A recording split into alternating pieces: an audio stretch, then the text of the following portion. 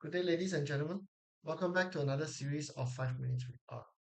We have addressed a few inquiries by my associates when it comes to what can R do, right?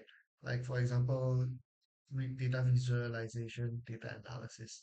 One of the important thing that people tend to oversight on the function of R will be how R handles data and data management and wrangling, which means organization of data.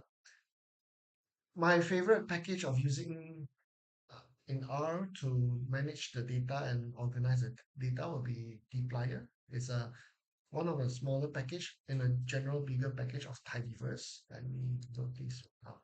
So dplyr is a very uh, powerful package where it helps to manage your data, organize and structure the data for you. And in this case, let me show you what we can do with the data example that we've used earlier on especially on the weekday depth and turbidity data sets. Right here you see. And for this video, I'll only show a very limited function of dplyr because dplyr has a myriad of functions that you can do, and especially the one that you can see here, mutate, relocate, filter, select, and pipeline. So mutate means you create a column of data based on the transformation of data that you want to, and based on the reference data of a column. In this sense, if I want to, let's say, create a data or based on, let's say, the turbidity, their square root and log, and we can directly use this function. And I would like to do some structuring. Like, okay, first we select the origin data that we want to append it, and we take based on the exact original data one. First is the column, the following column, new column will be turbidity square root, and I'll create square root, comma, and another one, turb dot log, that will be log of turbidity. So with that said, once we run it, and you'll see that we have another two extra column right here, turbidity square root and turbidity log. That's how you create a new transform column based on the reference column.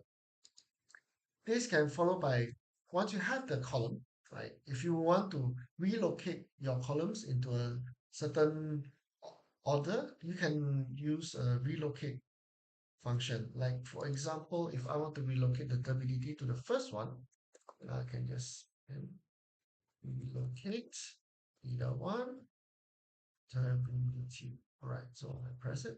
You can see that the turbidity has moved to the first row. Sorry, the first column of the data set. If I want to relocate it, like for example, the turbidity to after day, and we'll just run the same thing. And instead of end it with here, put dot after day, which means I would like to move my turbidity after only after day. You can see that turbidity have moved to day after day. And if I want to do it before, let's put it before. And there you go, it's before day. Except for relocate, we can also do some data extraction or subsetting some data. We can filter the data based on the factor that we need or any the column data that we want to. And we can reduce the number of rows using the function filter. Like for example, I would like to data one dot where I can filter the data based on the day Wednesday. All right, so if I do this, and you can see I have 40 data of only Wednesday. If you want to put it for depth, you can also add a depth to depth. Like for example here, just add dpth. Let's see this surface, and just change the surface. And voila, we have 140 of only the surface. Okay. But what if you want to select only a certain column that you want to? You can use the select function. And the first parameters in the select function will always be the data set. Then we can choose whichever column that we need. Like for example, I want the week, turbidity, day, and let's say term square.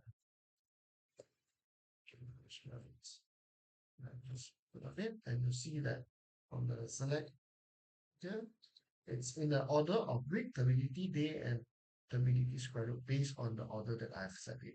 Well, and you can see it's selected, induce it into selection. So these are basically how we basic data wrangling or data organization use uh, dplyr. Another one that I like about dplyr's function is the pipeline. Pipeline means you have multiple different function, but it is one after another using the output of the previous function.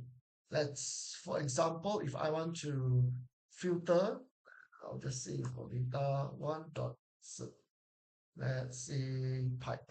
Okay, you start off by data one, and then I put a pipe. I want to select only for in here, since we have to use the data from data one, we don't really have to re-mention about need of data one. So we get it pipeline directly thrown into select, and we can, let's say, put like term square root qrt, and then turbidity. Just reorder it, and then week, and then we give for the pipeline, filter it based on, let's say, day, Friday. All right, so if put it in, and you can see that in the pipe, we have put it in the order. We select data one, and then we select in the order of turbidity square, turbidity, week, and day. And I only want filter Friday. So this makes the organization of your function much well structured, and it's easier for you to observe or like determine what function comes first and what goes after. So these are the basic functions of a dplyr package in R. If you like this video, please share to any friends that you think will be useful for them. Like this video and like this video and subscribe to my channel. That's it. Thank you.